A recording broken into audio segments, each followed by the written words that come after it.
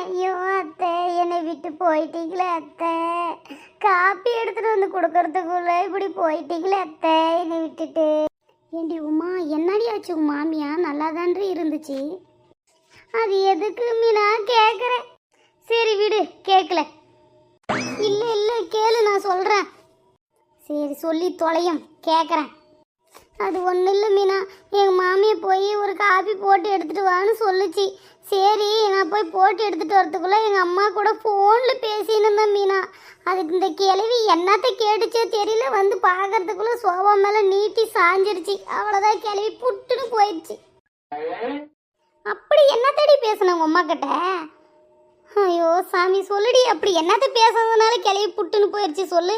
நானும் அதே மாதிரி என் கிளவி போட்டு தள்ளிடுறேன். சரி சரி வாயை மூடு, எதுக்கு இப்படி ஷாக் ஆவற? ஐயோ பாட்டி, என்னை விட்டுட்டு போயிட்டீங்களே பாட்டி. இந்த ராட்சசி கிட்ட என்னை யாரு பாட்டி இதுக்கு மேல காப்பாத்துவாங்க? என்னடி உமா, உன்னை விட உன் மாமிய மேல ரொம்ப அட்டாச் ஆக்குறான். அப்படி அழுந்துட்டு கிடக்குறான் உன் மகன். உன் கண்ணில் கூட தண்ணி வரல, உன் மகன் கண்ணில் பாரு அப்படியே ஆறா கொட்டுது. அது ஒன்றும் இல்லை மீனா, மாதம் மாதம் இந்த கவர்மெண்ட் காசு வரும்ல, அது இவங்கிட்ட தான் கொடுப்பாங்க, எடுத்துன்னு வந்து கொடுன்னு சொல்லிவிட்டு. இந்த கிழவிக்கும் தெரியாது பார்த்துட்டு. அதனால் 1000 ரூபாயில் இவன் 500 ரூபாய் எடுத்துக்கின்னு 500 ரூபாய் தான் வந்துச்சு. அடுத்த மாதம் வரும் அடுத்த மாதம் வரும்னு அது கிழவியை ஏமாத்திடுவான். அந்த 500 ரூபாய் போச்சுன்னு சொல்லி ஃபீல் பண்ணுறான். எப்படியோ உமா, உன் பிரச்சனையை சால்வ் பண்ணிட்டேன், ஒரு கிழவியை போட்டு தள்ளிட்டேன். இதுக்கு மேலே உன்னுடைய ராஜாங்கம் தான்.